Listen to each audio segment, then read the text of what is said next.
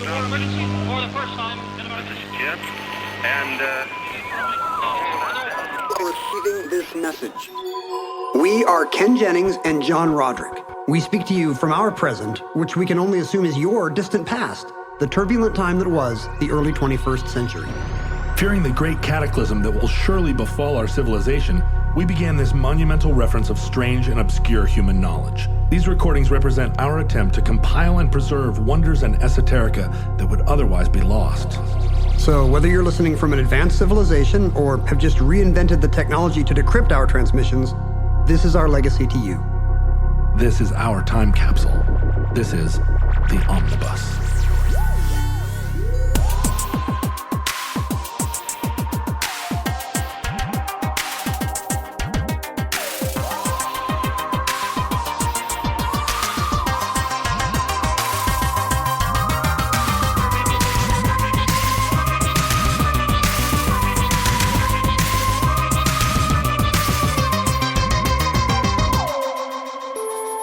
You have accessed entry 1428.LK0817, certificate number 25923. Harry Dexter White. He thinks it's improper for me to give the record, the Communist Front record, of the man whom he wanted to foist upon this committee. But it doesn't pain him at all. There's no pain in his chest about the attempt to destroy the reputation and take the jobs away from the young men who are working in my committee.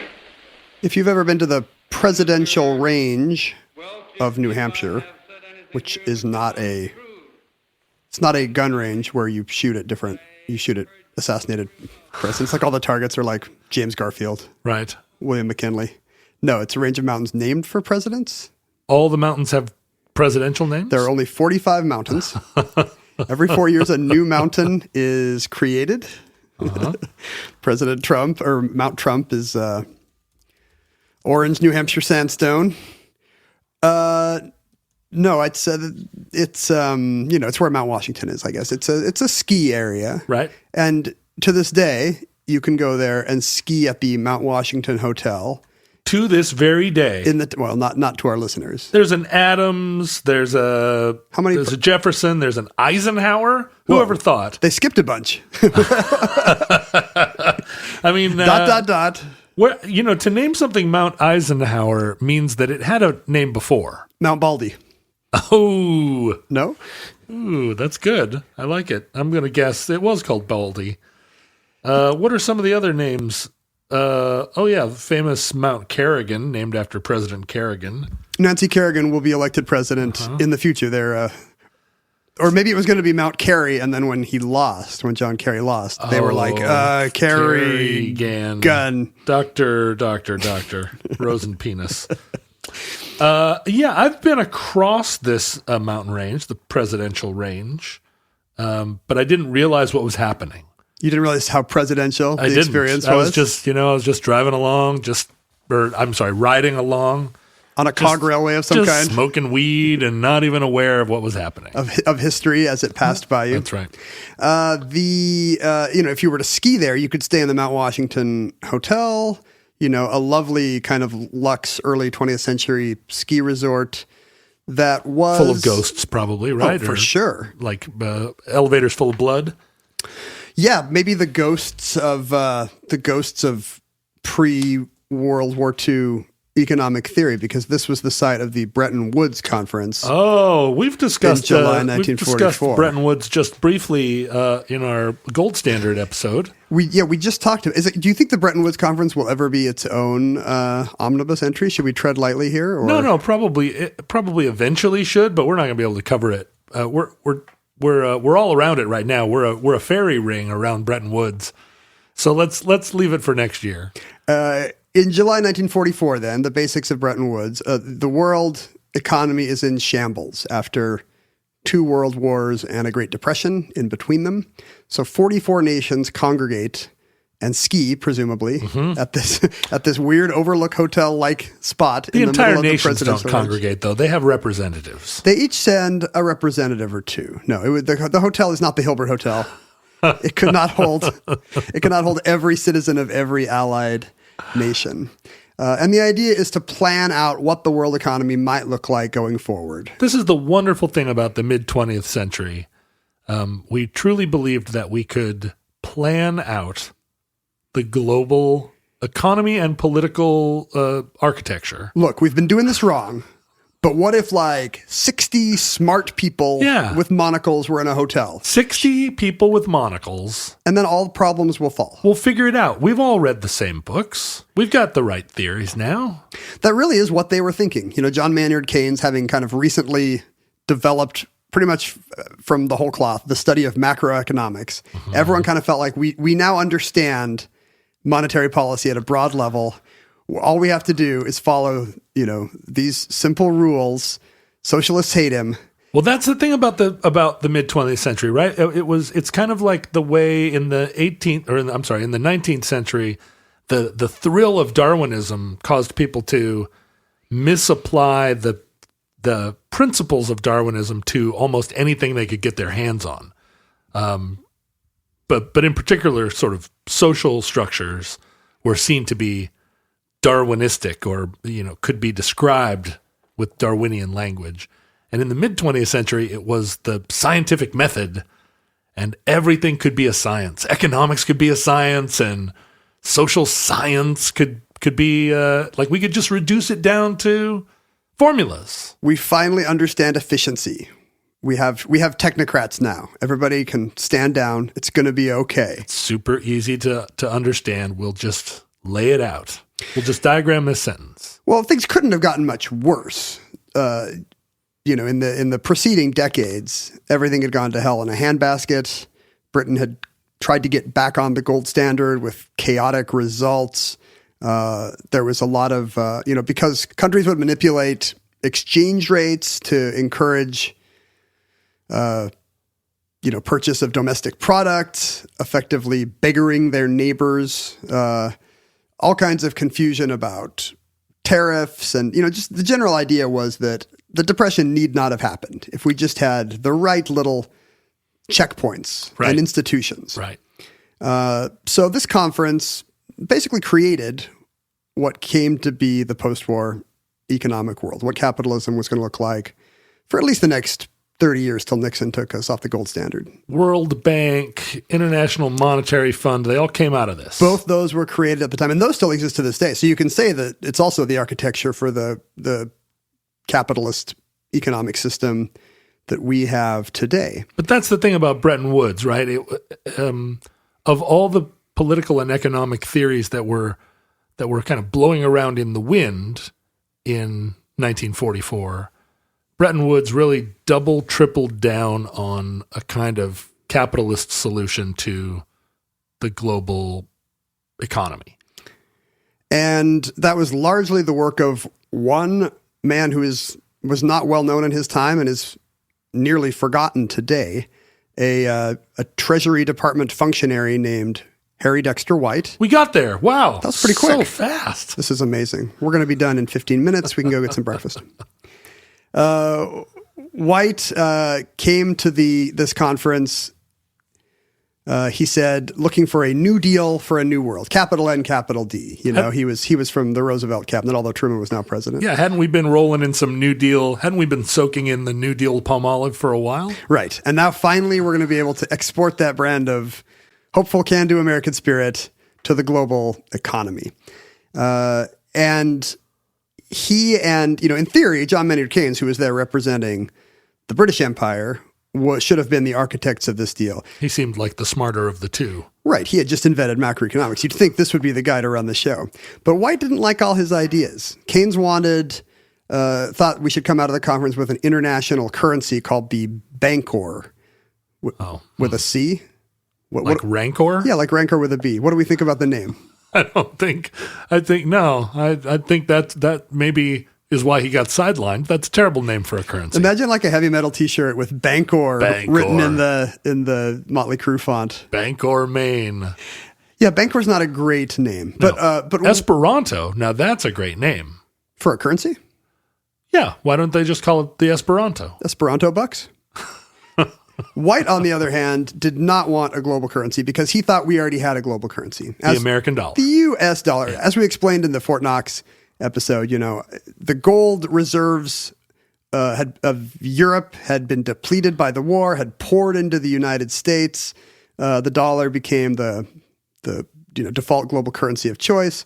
America was loving this, and Harry Dexter White knew that this was the path forward. If you want an American century, it's got to be built on the U.S. dollar. He was not the most likable guy in the world. He was arrogant. He was a bully.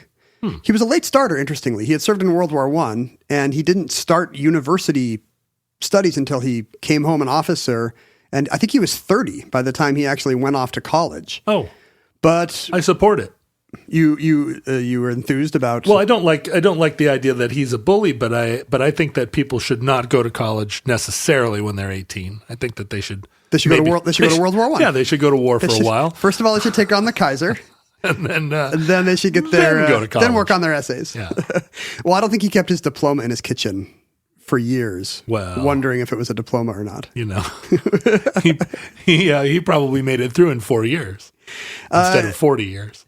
But despite his late start, he very quickly rose through the ranks at the Treasury Department, despite, really never having had any title that would put him in the headlines. Why? He pretty much held the reins of American foreign and economic policy by 1944. Was he just one of these overconfident guys who walked in and everybody assumed he knew what he was doing, or did he have a patron? Like, how did he leapfrog up the chain? I really do think it was just his aggressive nature. He was a very driven guy. He was clearly smart, real attention to detail, and it didn't hurt that FDR's Treasury Secretary Henry Morgenthau was apparently not the sharpest knife in the drawer. Interesting. Like, he really wanted to go to FDR looking smart.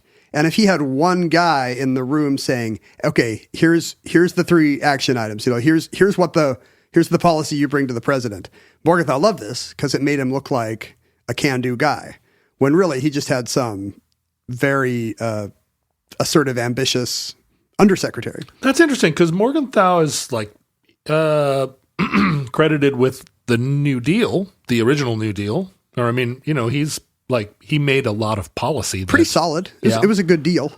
It was a new one. But it was different than the previous deals, which did not have, Tennessee Valley dams and such right. like. That's right. Really nice visitor centers at national parks. Civilian conservation corps. A lot fewer murals. We should have a lot more of those, in fact. Agree 100%. So just the fact that he was just a really dogged bulldog of a government functionary, I think, drove him, which really is an insight into how government works. A lot of times it's just the person who wants it the most. And he did appear to have some aptitude. And as a result, even though nobody liked him, even though he was pretty awful, he came into this conference with a very clear idea of what the post-war world should look like.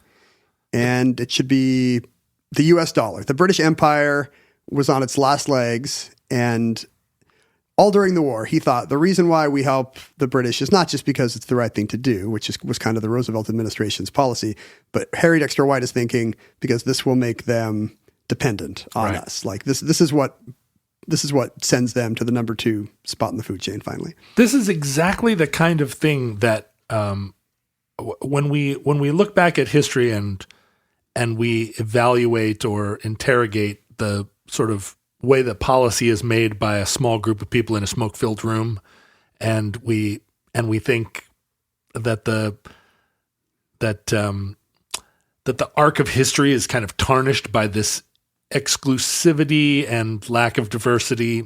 It's 70 guys at a ski resort planning the whole world monetary policy. But it's really examples like this where it's like one barely qualified guy who just talks over everybody else.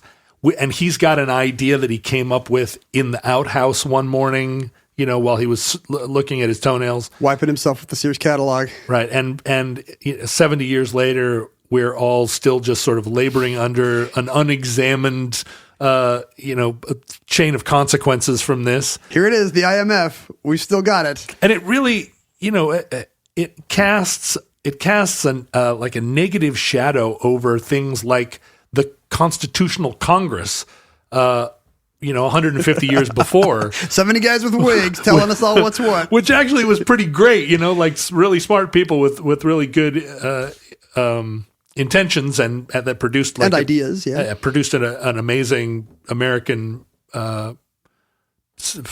foundation. But we look at moments like this and we just go, oh God, if it had only been open to a few more, if just like there'd been a couple other ideas that got bandied about. If the intimidated nerd had spoken up in the meeting, right. or the woman, whoever wasn't allowed to just run roughshod over the rest of the staff like a white was. And I think the a big criticism of Bretton Woods came from other parts of the world, like other economies that weren't that were developing, and that this IMF based sort of universe really.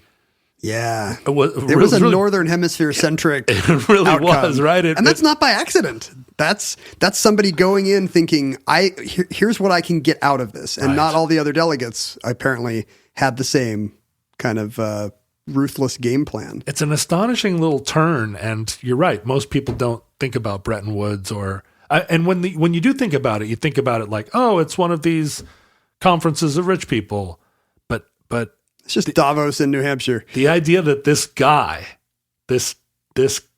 who didn't go to college till he was 30, who was universally reviled as by his own staff as a jerk, like set all these balls in motion. And not just that, but the being a jerk actually helped. He played just ruthless power politics at this conference.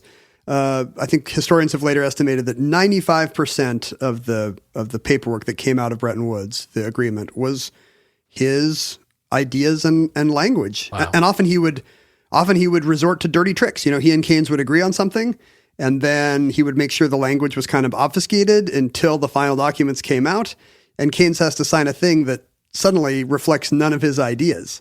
And Keynes is just naturally a more reserved or deferential personality? I guess. I mean, I guess he's a British lefty. Right. So are we just supposed to assume that he's, White was very mean to him. White's the ugly American here, saying things like, we will try to produce something which your highness can understand. I mean, he's talking to the world's greatest economist. Wow. And he's just going to class diss him. Be a dick until Keynes signs off and goes away.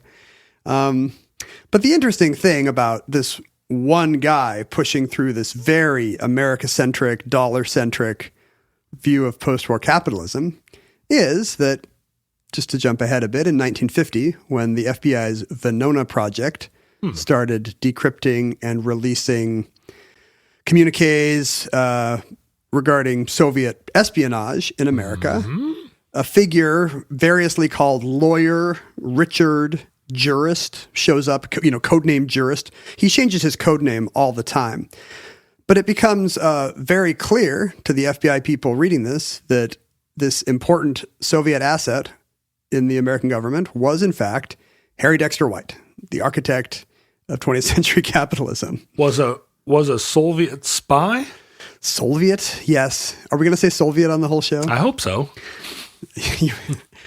I may have soul, but I'm no Soviet. I said interrogate instead of interrogate. So really, it's the ball's up in the air. We can do whatever we want. Oh, do you get feedback for saying interrogate instead of interrogate? I don't know. That's a reference to a different show, but that we have pronounced so many things so many ways. I don't think that you can say there's a canonical pronunciation. We're trying to make sure all prescriptivism dies by saying words differently every time. So we say them. The Soviets. Or Soviets, as they are sometimes known. Soviets from the Soviet Union. Right. It's confusing how they do that. Had recruited Harry Dexter White. How? This ardent America First capitalist? It's one of the great ironies of Bretton Woods that this is the guy. It's a tricky period to think about the assumptions we might have about what a Cold War era Soviet spy was. Because this is 1944, remember. The Soviet Union is run by Joseph Stalin, one of the worst men of the century, but he is also our most important ally in the war against global fascism. Right. The real enemy. So just from a real politics sense, you've got plenty of establishment forces thinking we've got to do right by Stalin. He's taken it on the chin. This is for the war to end right, for fascism to be defeated.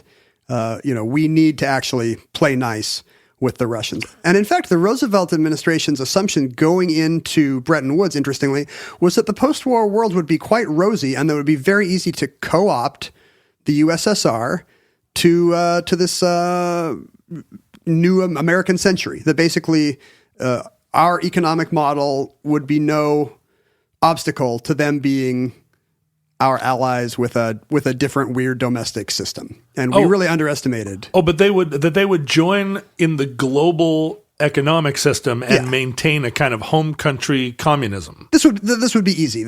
Pretty much all the Roosevelt administration's assumptions going into Bretton Woods turned out to be false. The whole thing was built on the idea that the British Empire could be peacefully dismantled with no trouble, that Germany would not be reindustrialized after the war, and that the Russians would be our subordinates and buddies. So there was a plan, if I recall, and this was, a lot of the damage of the Treaty of Versailles was that it sought to punish Germany by forever by and disabling her by making her a kind of a client state and taking her military away and so forth.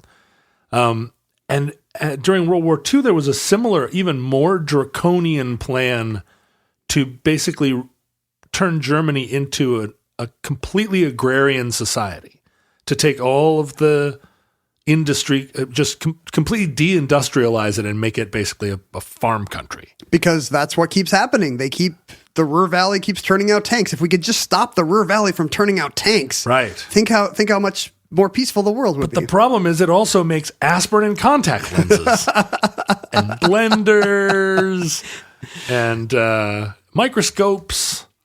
Yeah, it was short-sighted, but I guess when you're at war, sure, nobody wants to be the one saying, hey, but we should let them make aspirin, the aqueduct, contact lenses.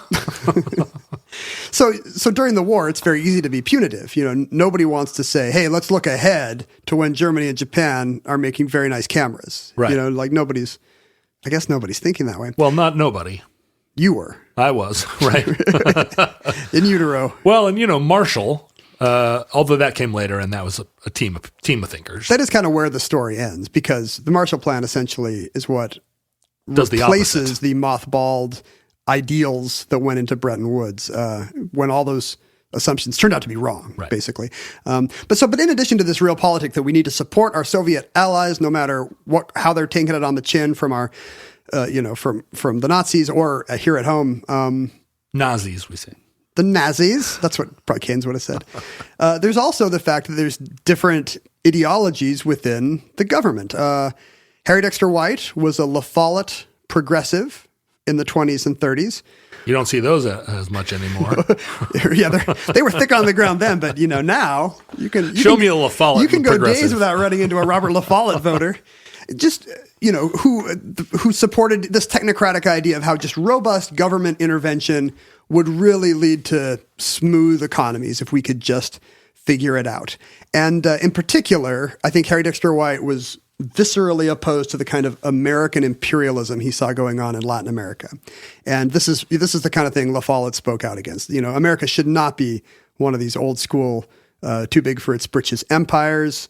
We're going to solve this with smarts and equality verging on today what we would call socialism.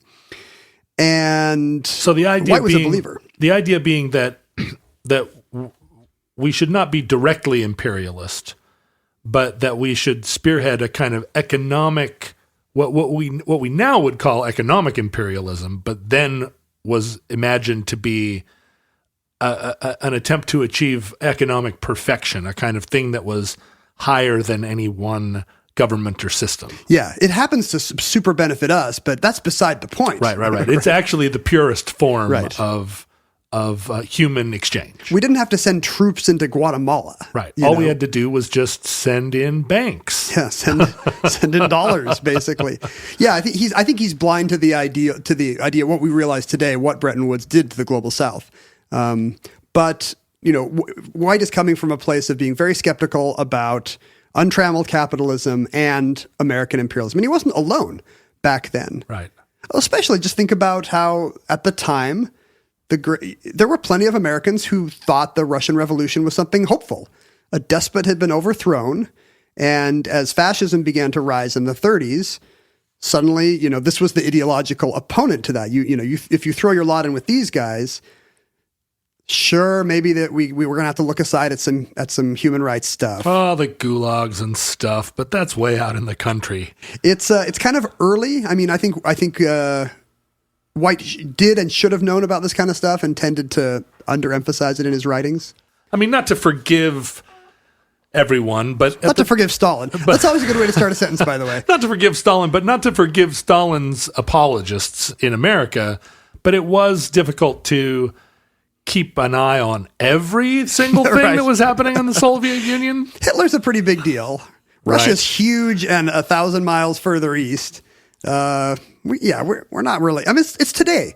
Like, how often do you think about the Uyghurs in China? Right. Not as often as we should, considering how lousy it is right now to be a Uyghur in China. Right.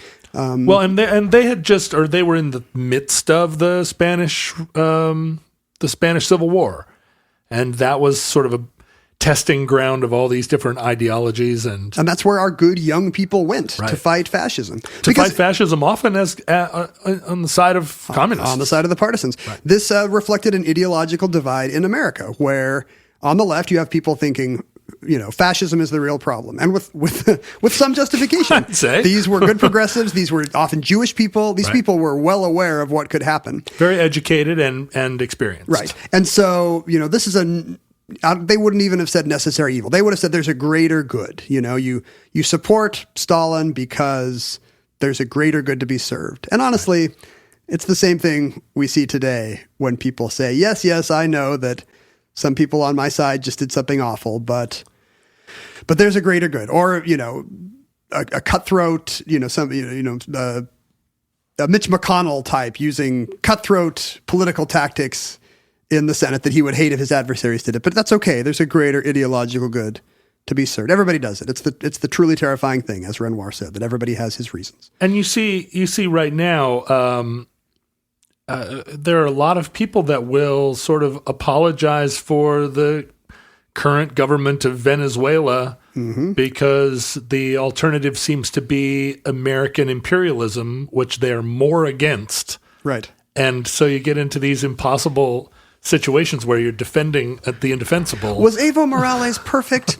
No. And you see it on the other side too. You've got, actual members of Congress, Dana Rohrabacher or whoever, saying, is Putin perfect? No. But on the other hand, what you're missing is that sometimes he rides a horse shirtless. And it's pretty good. That is good. Handsome. He's handsome. Maybe I don't know. I'd like to get in these people's heads at some point. I don't know how that works. Maybe at some point in the future, there will be a technology that allows me to go into Devin Nunes's brain. What it'll be is we aspenize. And we become a single organism, and you travel around our root system. But will empathy immediately happen? And will I think, oh, yeah, no, these guys weren't so bad after all? I wonder if the empathy will go the other way, and Devin Nunes will be like, wow, what was I thinking this whole time? Why was I such a dick? I just wonder, what is he thinking? Like, is he like, geez, I guess there's all this, I need this dirty money being funneled to me, or I need them not to release what they have on me. Or on some levels, he's just like us thinking, hey, privately, I'll tell you, Putin's not great. Right. But I have important policy aims, and those are represented by having me and my party in government. And if that means temporarily smiling at Putin, hey, we got to get these Federalist Society guys on the bench. There's a greater good to him. Maybe. All politics is that at a certain level, because if you go into politics as a purist, as someone who believes there's an ideologically pure solution to every problem, and all everyone else has to do is just agree with you 100%, you get nowhere, or you become one of these sort of pariah politicians that never passes any legislation, but gives a lot of angry speeches. I assume you won't even get elected or reelected because so much of just the process of running is having to say, here's 10 things I don't want to do or say, but you know what? I just got to get into office. Once I get the seat. It depends on where you run, right? Seattle is such a progressive city that you can, and we do have members of our city council.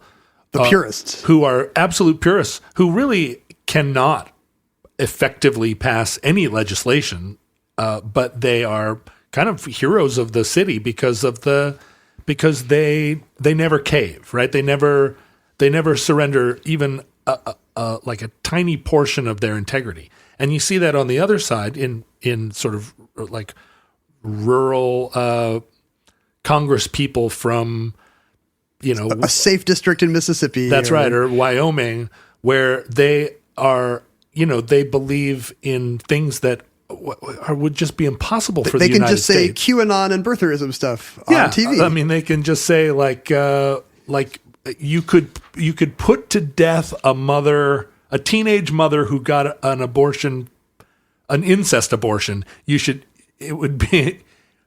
can charge her with murder. And their constituency is like, great, amazing. Let's reimplant some ectopic pregnancies. We should do that. The ectopic pregnancy thing, where it's like, that's not a thing, you guys. It's not actually a thing. You can't make that a law. So you can be pure. You can be a purist in government, but you can't be effective. You need to start some kind of seminar, some for-profit Roderick University, where you provide horse trading lessons for purity test progressives. Like, once you guys are in office, let me tell you. Like, you're going to have to do some of this stuff, and I'm going to walk you through it. When I ran for office, it was this incredible education because when I went in just like every neophyte politician, where I said, it seems like the solution to these problems is pretty simple. All we need to do is X. The common sense choice, John Roderick. And there was always a technocrat, kind of standing at my elbow, who would say, the problem with that is that the state legislature has passed a prohibitive law that actually prohibits what you're saying. You know what's in the very middle of technocrat? No. It really you can't was. spell technocrat without no. Over and over. And so these people were always like, the problem with that is the funding. And the problem with the funding is that we don't have the taxation authority to raise the money to pay for the thing that you're suggesting is a simple solution. And it was one thing after, then you actually could see the problem. This is when you turned into a small government libertarian. Yeah, that's and right. Burned the whole thing down. That's when I was just like, you know what we have to do? Clean sweep. What's with this regulation? What's with this swamp in Olympia? So I took my pitchfork and my torch and a 3/4 hat, and I started marching on Washington. Hear ye, hear ye. That's why we're doing this show from Nebraska, because I'm halfway to Washington. Well, when you talk about all the kind of sensible reasons that there might have been to battle fascism by trying to carve out room for pro-Soviet loyalties in government at this time, you also had people who were straight up on the payroll. We know now that there were communist spy rings at shockingly high levels of the Roosevelt and Truman administrations around this time. And a lot of that spying, when we think about it, we think about it in a Cold War context. Subterfuge, yeah. But at the time, it was really, a lot of it was just information gathering, or a lot of it was just like, hey, what are they saying in those meetings that we're not invited to? That's exactly what happened. The Silver Master Group, which was kind of the most notorious communist spy ring when word got out of the war. These were just a bunch of guys. Silver Master was the guy that ran the War Production Board. So he had tons of information on U.S. materiel, and he thought we weren't telling our allies enough about our tanks or our guns or our planes or whatever. So he would make sure every day a courier named Elizabeth Bentley came up from New York to Washington, collected everybody's party dues from the War Production Board, because there were a bunch of card-carrying communists on the War Production Board, handed out literature, good workers movement literature, basically, chick tracts with farmers on tractors on the front, and then took all these documents back to her darkroom to take pictures and send to Moscow, because everybody kind of thought, all this bureaucracy is keeping our allies from knowing about the war effort. There's other factions within the government that are too pro-British. We need to level the playing field for our Russian friends. And this was this was daylighted? I mean, this is just... No. they would have gotten so much trouble, John. I'm just trying to picture, like, she's walking through the office like, hey, everyone, I'm here. Got to send the new documents to Stalin. Yeah. And everyone's like, oh, but there's cake in the break room. I mean, within this ring, sure, this was kind of understood that this was the way good American citizens, lefty American citizens should be behaving. Right. But no, this is something that was unveiled by the House Un-American Activities Committee after the war. And speaking of them, I mean, these are the people, when McCarthy waved that piece of paper and said that he had 98 theses. I have card-carrying communists in the State Department. These are the people that he was... Some of these are the examples he used. He was grandstanding, and his numbers were wrong. But the fact was true at least a decade previous, when it was much less unfashionable to be a communist sympathizer in the State Department, or communist sympathizer. Or what would that be like? Is that what Sting plays on? Do the Russians love their children too? We have one right here. Oh, it got unplugged. Our communist synthesizer got unplugged. I have to unplug the keyboard in order to plug in my laptop. Oh, bummer. Okay. I'm sorry. So we can't have your you can't play the riff to jump anymore while we do the show. Beep, beep. That wouldn't be a communist synthesizer though. Those guys were free market rock bands. Right. That's why Billie Eilish hates them. Yeah. So where on this continuum was Harry Dexter White? He was a fairly true economic believer, it turns out. In collective... In planned economies. Oh, okay. In 1940, we now have an essay from him. This was recently discovered by, I think, Ben Steil is the guy's name. He's kind of the leading scholar on Harry Dexter White's Soviet ties in our era. And he uncovered an essay that White wrote in 1944, so it would have been on the eve of Bretton Woods, that ends with the sentence, Russia is the first instance of a socialist economy in action, and it works. So this was kind of the hope of the left at that time, that a collectivized economy might be a fairer, more just America, and we can learn from that. Right.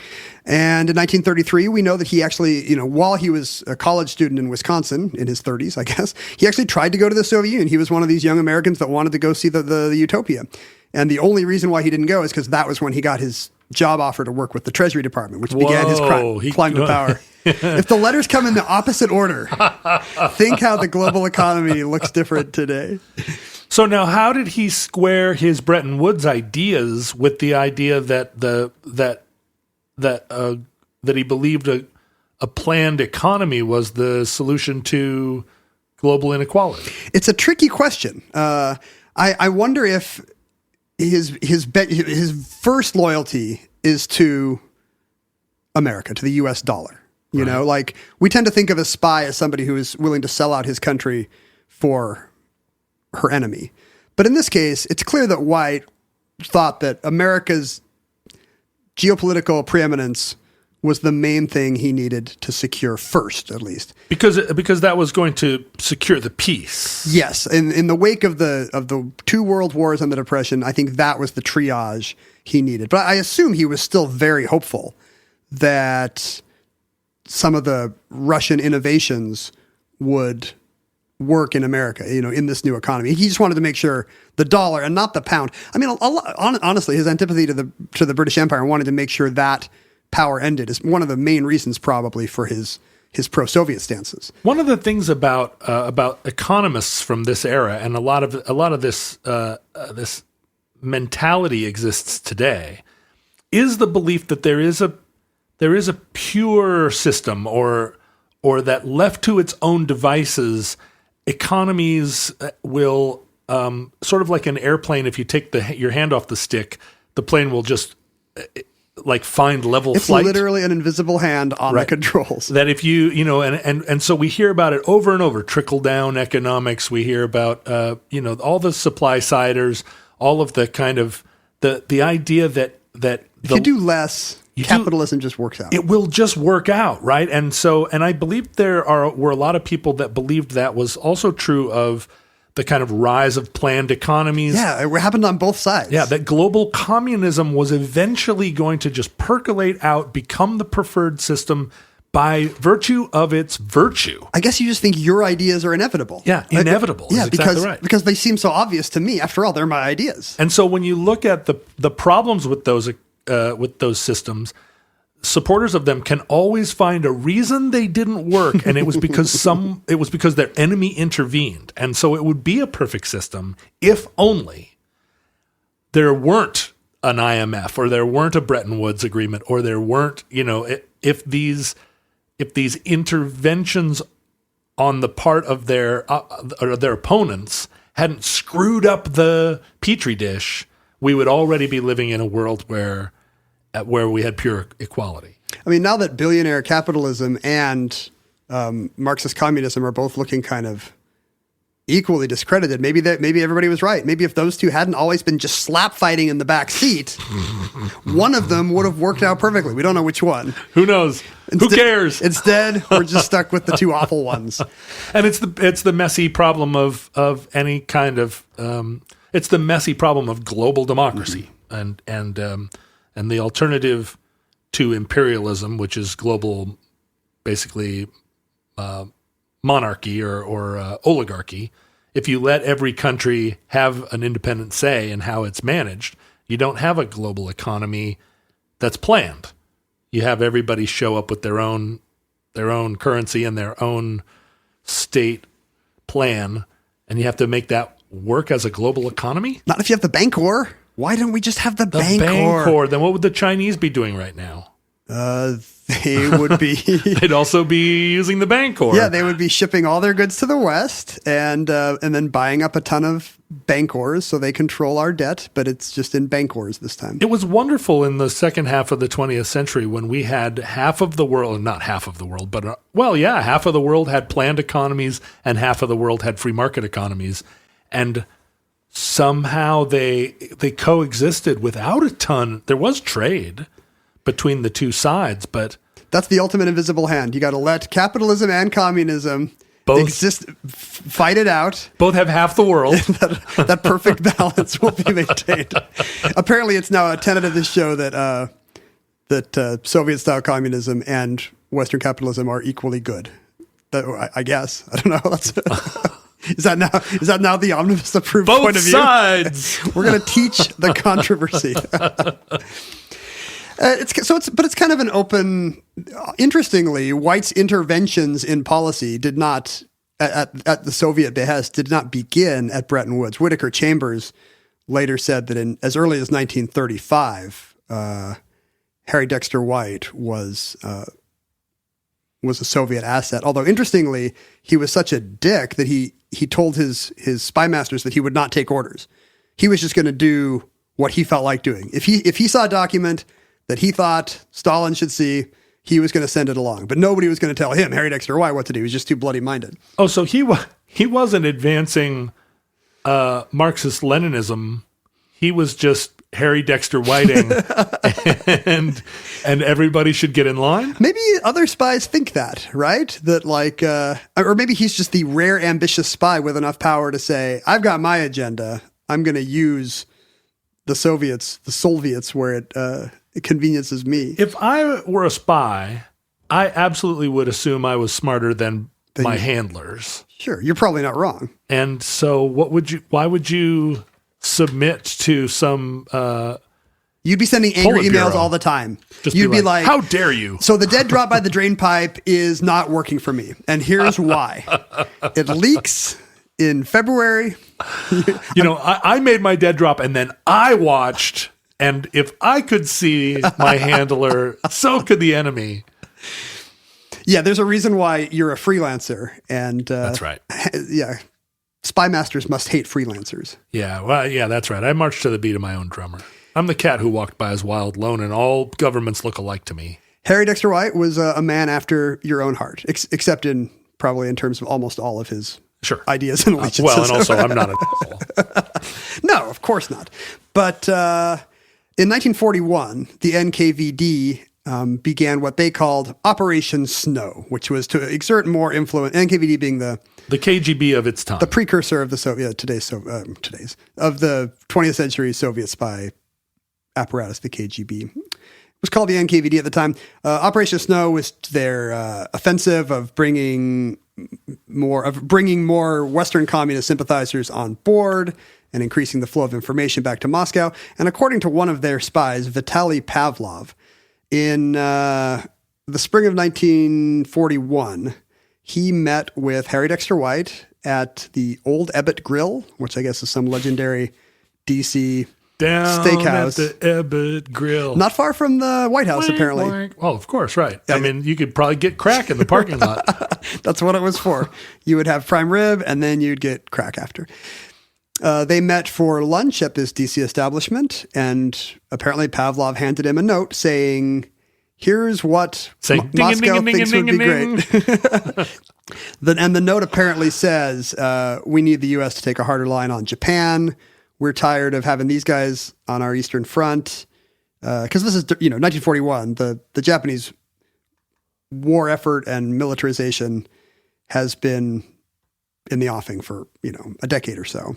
And Stalin is terrified, and he wants a more anti-Japanese U.S. And to his mind, FDR has been too conciliatory. We can prevent a Pacific War with the Japanese. And White is delighted to read this. This is exactly what he thinks. He thinks the administration should be taking a harder line as well. So he writes a memo to Secretary of State Cordell Hull saying, we need to up the economic sanctions on Japan, we need more embargoes, and we need harsher rhetoric. It is time to take a hard line on Japan. Right. And this continues throughout 1941, which has the effect of strengthening the voices for war in Tokyo as well. And in some historians' point of view, this is what leads to the Pearl Harbor attack on December 7th. The hard line being that Japanese occupation of Manchuria is a non-starter. For example. Right. Yeah. And in fact, all Japanese expansionism in the Pacific sphere is a threat to America and not something we can solve with treaties, something that we're going to have to start rattling sabers over. And this is clearly in Stalin's influence. It's called a co-prosperity sphere. It's right there in the name. It's called the Pacific Marketplace. They want... Oh, no, wait. That's at SeaTac Airport. Yeah, I'm sure there were plenty of voices, just as there were in the UK before the war, thinking that Hitler could be reasoned with. Right. Telling FDR, look, like the last thing we want is a Pacific front. Who cares about Manchuria? Let's play nice. And there are other historians who say, no, you know what? The U.S. would have taken a hard line anyway. Pearl Harbor would have happened anyway. But it certainly doesn't help. 2,400 Americans died at Pearl Harbor, and one data point seems to be this Russian spy, if he can be believed, handing intelligence to Harry Dexter White and saying, go convince the State Department and Treasury Departments to turn up the heat on Hirohito and Tojo. So I'm not blaming him for Pearl Harbor, but some historians have. Now, after the war, after Bretton Woods, we can assume that Harry Dexter White is still excited about an American-dominated but collectivism-friendly post-war world. Elizabeth Bentley, the same courier who was running documents from the Silver Master group to her darkroom. Silver Master? That seems like a Marvel Comics villain, but I guess, is that the name? Yeah. Silver Master. It sounds so cool, but it's actually a guy. It's Nathan Silvermaster. Like it's not they thought of a cool code name for themselves. Right. It was just the name of the War Production Board guy. She turns. I guess she is convinced that now Stalin is bad news. She can't ignore the human rights abuses anymore or whatever. Whatever way the wind blows there, Liz. Elizabeth. She goes to J. Edgar Hoover. She goes to the FBI. Well, at least you can count on J. Edgar Hoover to be impartial. Finally, somebody is sticking up for America and wearing women's underwear. And the FBI goes to the White House. And one of the things Bentley says... That's a great Jimmy Stewart movie. J. Edgar Hoover goes to the White House. Jimmy Stewart is J. Edgar Hoover. No, Jimmy Hoffa. What you have to understand about Dr. King is... That's good. That's not that good. You look like Jimmy Stewart. That's why you can pull it off. But nobody can see. At the same time as Truman is being told, hey, this enormously powerful Treasury Department functionary is actually a Red, Truman has, I guess, just the wheels are in motion to appoint Harry Dexter White as the first head of the IMF. Whoa. So now Truman is in a tough spot. Can he back off? Does he defend this guy? one of the things that Bentley tells the FBI is maybe one of the worst things that, if we count Pearl Harbor aside, one of the worst things that Harry Dexter White may have done for his paymasters. In Europe after the war, the Allies prepared to release Allied marks, a new German currency to rebuild post-war Europe with. Oh, right. It was a temporary currency. Right. Just kind of a temporary post-war currency. And the U.S. was insistent that the plates for to print these Allied marks should stay in the United States, and that we would have our hands on the purse strings. Right. Or purse springs if you have a spring-loaded purse. Perspiring? Yeah, right. That's what I was going for. And Harry Dexter White, not surprisingly, thinks that's not fair. That the Russians should have access. Well, the Russians believe they should have access to the currency as well. I mean, Germany's going to be partitioned between East and West. It's really not fair in the post-war global sense if the U.S. is printing all the money. And they're not wrong. They're not wrong, but at the same time, you can't have everybody printing all the money. That's exactly the U.S. response, and this is what happens. So the U.S. agrees that the plates for the Allied marks should stay in the U.S. Harry Dexter White strenuously disagrees and makes sure that the Soviets have access to this as well. What is this access to the plates? Did they make additional plates and spirit them away, or was it like a co-parenting agreement where the Soviets could handle the plates on Wednesdays and Fridays? It's even worse than that. He did not try to convince his bosses that the Soviets should have access. He did not change the monetary policy. He just made sure that the plates were passed along. Oh, he snuck them out. He snuck them out. Oh. And so during the years after the war, the U.S. printed 10.5 billion Allied marks according to their carefully calculated economic monetary policy of what would not cause devaluation or deflation or whatever. And the Russians, with access to the plates, just printed money like it was going out of style. They printed 78 billion Allied marks, flooding the market, which the U.S. was then bound to redeem at the exchange rate that we had committed to. Oh. So basically, between $300 and $500 million went out of the U.S. Treasury directly to Stalin. And that's $300, $500, 1944 dollars. We are now talking Harry Dexter White just sending billions and billions of dollars from the U.S. Treasury to Moscow. Wow. The system would have worked great if only. Exactly. And this is, and again, he's just thinking, these guys have taken it on the chin. We need to be more generous in the post-war world to our Soviet allies. This is the least we can do, So he's got his reasons. There's two kind of mentalities there. One of them is the one that you're mentioning, which is a kind of like a gentle feeling that we need to be fair. And the other one is people were motivated by fear of Stalin's That's true. Of the things that the terrors that he could wreak, and we don't want to threaten the peace. That's right. Let's play nice with this guy. Right. Yeah, that's a very real concern. I mean, the war's been incredibly punishing. It's finally in the rearview mirror. I can see why there would be a tendency to play nice, right? Anyway, so Truman does a little hanky-panky Missouri shuffle. That's not an expression. A little hanky-panky Missouri shuffle. The Missouri shuffle, where he makes White the managing director, like the highest-ranking American, but then he tells our European allies, hey, I don't think the guy really running the show should be an American. There should be an executive director above White. Nice. So some Belgian is put in charge of the IMF. Of course. It's effectively a demotion, but nobody's got egg on their face. They got Tintin and put him in there. Yeah, exactly. No, Tintin was in disgrace for collaboration with the Nazis. It was Captain Haddock. At this time. Exactly. Captain Haddock would never play nice. He would call Hitler a bashy bazook or an iconoclast or something.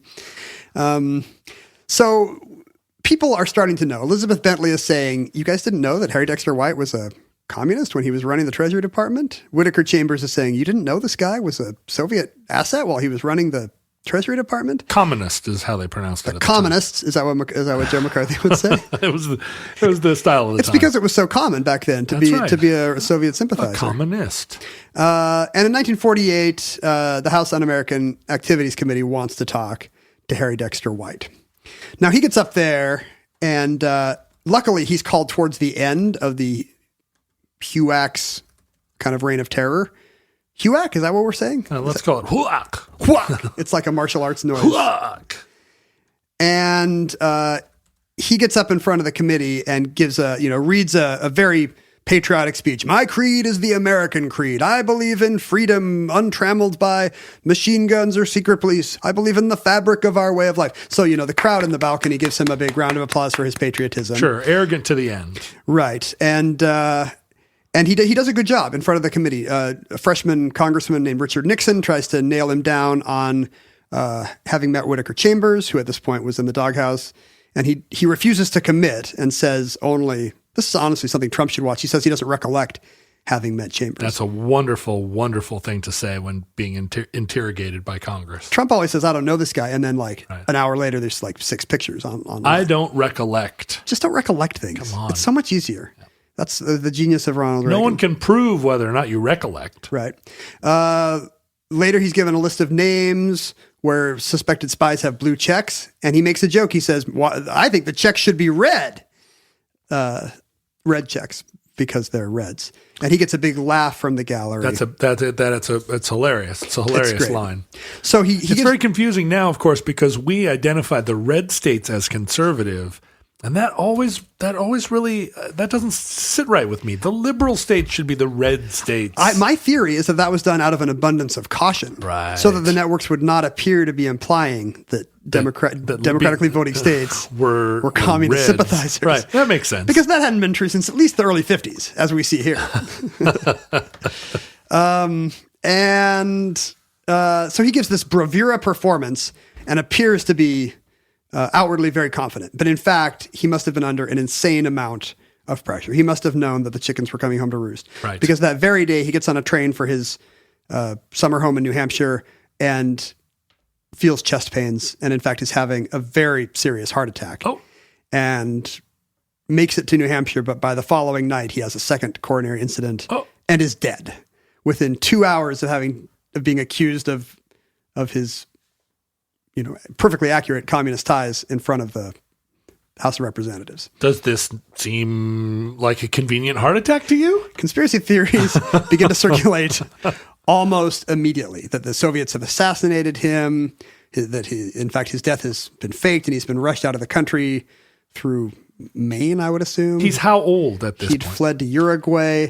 He's only 55 years old. Oh, wow. That seems young, considering I'm 51 years old. I mean, he was a government functionary in the 30s and 40s. He probably smoked six packs a day. Right. Ate a lot of oily sandwiches. At the old Ebbets Grill. Smoked a lot of crack across the street from the White House. So it's not, it's probably the strain catching up with him. None of these theories were true, but people did immediately start to talk. It was well known then that this guy was probably working for them. As you mentioned, his legacy is that almost all of his administration's assumptions about Bretton Woods turned out to be wrong, particularly about kind of the benign relationships we could have with the Soviet Union, and the Bretton Woods economic framework was mothballed almost immediately for the Marshall Plan, building up Western Europe against the very clear Soviet expansionism that was beginning. Right, and reinvigorating the industrial economies of Germany and Japan. Because now they are the lesser of two evils. Right. Stalin he had a good 10 years, but we've got a new lesser of two evils. So Stalin's rejection of this coexisting sort of let's have like Soviet communism live happily in a world enveloped by global capitalism. All he did was just say no, right? He said niet. He didn't send anybody to Bretton Woods. In the end, the Russians did not sign the Bretton Woods framework. Just as sort of, again, an example of Harry White could have legitimately made the appeal that it would have worked if only the Soviets had signed on. Well, we'll never, that's the thing about any complex system.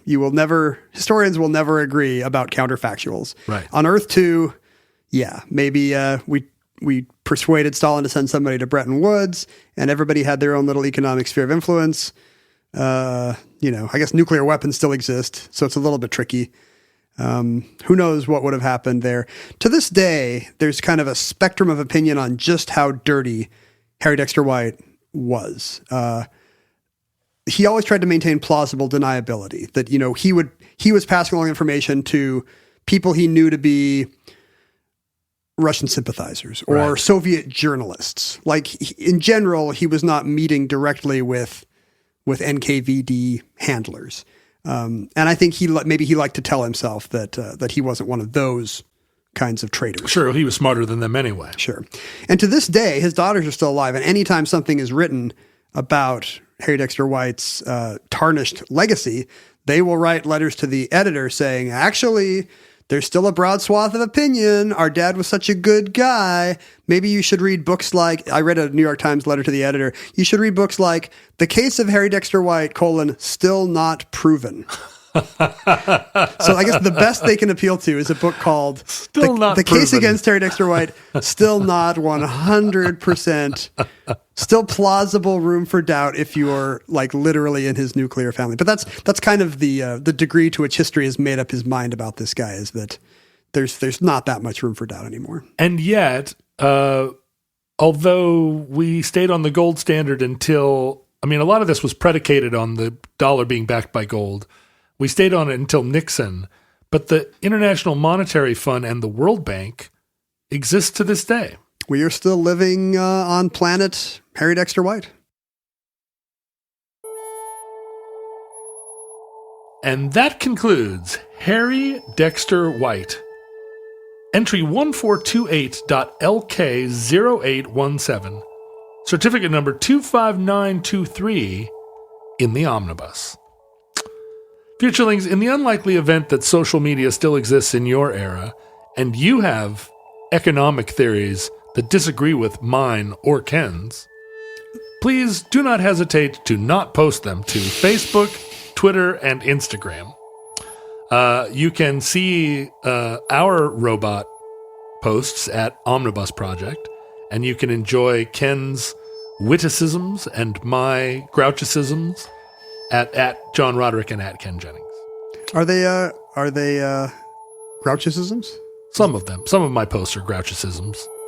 All Not your grouchocisms. All your posts are either crotchety or crochet-y. That's right. It's just whether or not there's a hyphen before the Y. It's either knitwear or grumpiness. All my posts belong to us.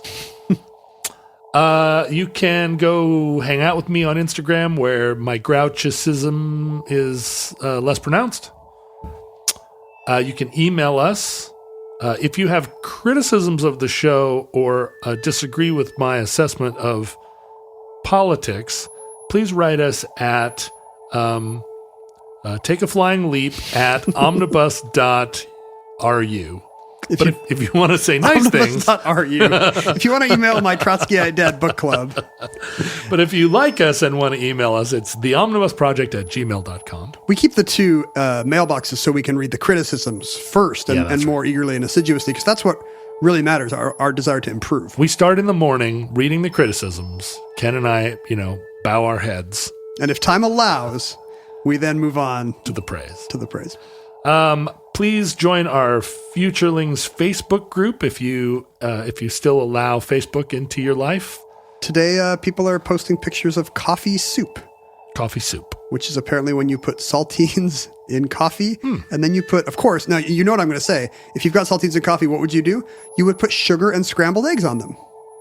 Whoa. Or at least that's what's going on in this horrifying picture. Well, I didn't see that coming. We had it's our Thanksgiving was last week in our timeline, and we had a couple kids over who were, we had the Mormon missionaries over, and they were, I think both of them happened to be from Utah. Small world. So they're 20 years old? Yeah, they're just 20-year-old kids without a place to go on the holidays. And right. we were like, let's have these poor guys over. Were they wearing short sleeve button down shirts? In November, yes. Did they have pocket protectors? We asked them, hey, what are the Thanksgiving foods you guys have in your families back home in Tremont in Utah or wherever they're from? Right. And this kid was like, oh, we don't eat anything that weird. And I said, well, maybe you wouldn't know. And he said, well, we love cookie salad and Snickers salad. But he said it like I also would be a fan of sure. Both cookie salad and Snickers salad. We love cookie salad, just like normal Americans. Now tell me what cookie salad is. Well, you take, what are those Keebler cookies with the chocolate? I said, Fudge Stripes? He said, yeah. You take Fudge Stripes and you put them in kind of a thing of Cool Whip and fruit cocktail. And I was just appalled. Your jaw hit the floor. I'm heaving on the inside. And Snickers salad is apparently much the same thing. It's kind of a white salad, ambrosia salad kind of base, except then you put a slice up Snickers bars and drop them in. And I said, and this is a Thanksgiving dessert at your house? That's insane. He's like, no, it's a salad. No, we shape a turkey out of it. This is the salad course. And I have since asked 3 other Latter-day Saint missionaries of his generation, all from the Intermountain West, the food desert that is the Intermountain West, and all of them said, oh yeah, Snickers salad, delicious. And I think it's a prank. Snickers salad. I think the Wasatch Front must be pranking me. There's no way that's real. How have we not done an episode on the desserts of the Intermountain West? We will definitely have Jell-O Omnibus coming up. The Frontier. The Jell-O Belt. Anyway, please don't send us coffee soup pictures or Snickers salad. No, pictures. if you want to send us Snickers salad, I don't think it will travel. But you can send us just Snickers bars. Make sure they're fresh to our P.O. Box, which is 55744 Shoreline, Washington 98155. That's where you send your granddad's clothes, and I'll look incredible. Ken will not. Ken just wears regular clothes. I look incredible in regular clothes. Some of us are just lucky that way. And as we mentioned in every show, we are extremely grateful to be supported by our fans here at Omnibus on the Patreon crowdfunding site. We now have different tiers of support, but there is extra bonus content available there for people who support us at any level. I think tens of thousands of people listen to the show, depending on where the metric is. It's multiple tens. 30 to 50,000, depending on how soon after release they listen. We're grateful for the generosity of these supporters, especially because it's kind of the tip of the iceberg. It's a small fraction of our listeners that gives back. And I think there's room to grow that, frankly. If you're listening and you have often thought, I enjoy these informative broadcasts from the early 21st century, but I have not yet displayed that through a dollar-centric, Harry Dexter White approved manner. That's right. Through monetary policy, through redistribution of wealth. The dollar backed by gold, or the Australian dollar, or the New Zealand dollar, or the British pound, the euro. We accept euros. Why not? Why not contribute? Why not avail yourselves of some of the remarkable benefits and perks? Send us your Bancors. I'll wear your grandpa's Bancors. I look incredible. It's true, and in fact, there was someone on the Facebook page the other day that was having a little bit of like an outburst about the fact that they didn't understand Patreon, and the people there didn't. They resisted the impulse to say "Okay, Boomer" as long as they could. But someone suggested, if you want to contribute to Omnibus and you don't want to use Patreon, they give you the P.O. Box. Send them a check for $100. Just to be clear. Yeah. And we wouldn't pay taxes on that either. No, that's right. Well, we've gotten cash in the mail, you and I. But we often remind our listeners, do not send us cash in the mail. It's gauche. Apparently John wants you to send him cash in the mail. Half of the Omnibus Project wishes money would show up in his mailbox. Send me your granddad's silver coin collection. That's what you need. Send John your ingots. He needs a new doorstop for his new house. Ingots. So yes, anyway, thank you very much for your support. We appreciate it very much. Listeners, from our vantage point here in your distant past, we have no idea how long our civilization survived. How long will the World Bank and the International Monetary Fund survive? Who knows? We hope and pray that the catastrophe that so plagues our nightmares may never arrive, but if the worst comes soon, this very recording, like each of our recordings, may have been our final word, the final entry in the Omnibus. But if Providence allows, we hope to be back with you soon for another entry in the Omnibus.